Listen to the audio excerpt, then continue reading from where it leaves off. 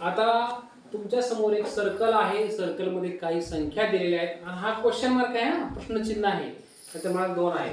हा question mark म्हणजे इथं कोणती संख्या आहे बघा, क्रॉस मध्ये बघा.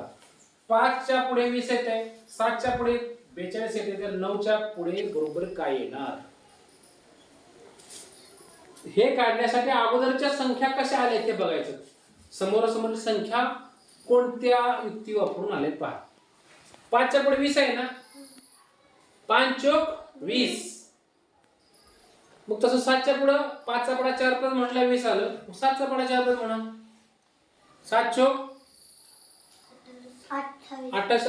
इथं जो संबंध आहे तोच सगळीकडे वापरायचा. इथे 5 चा पडा 4 पद म्हणला म्हणून 7 चा पण 4 पर्यंतच म्हणावं लागणार आहे. 7 चोक 28, इथं 28 आहे का? 42. मग कसं करायचं, काय लावायचं, कृती कोणती येणार? 42 कसं आलं बरं? 7 चा पडा 6 पर्यंत म्हणलं, 7 6 42. 5 चा पण 6 पर्यंत म्हणा, 5 6 30, 20 आलेल्या. जुळत नाही. थोडस डोकं लावा, डोकं विचार करा, थोडस विचार करायचा, लगेच हार मानायची नाही.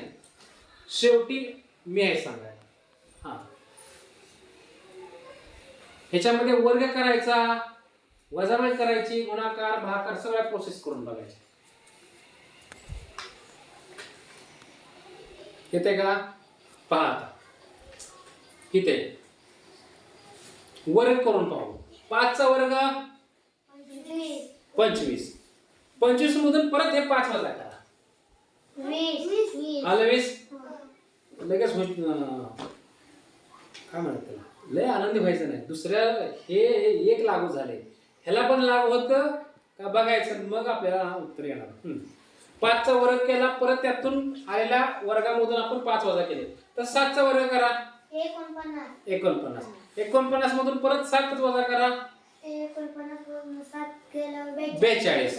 म्हणजे ही ट्रिक आपल्याला इथे लागू होते. तसं मग 9 चा वर्ग करावा लागेल की नाही अगोदर? 9 चा वर्ग 81, वजा त्यातून काय करावं लागेल? 9. 81 मधून 9 गेले, किती राहिले?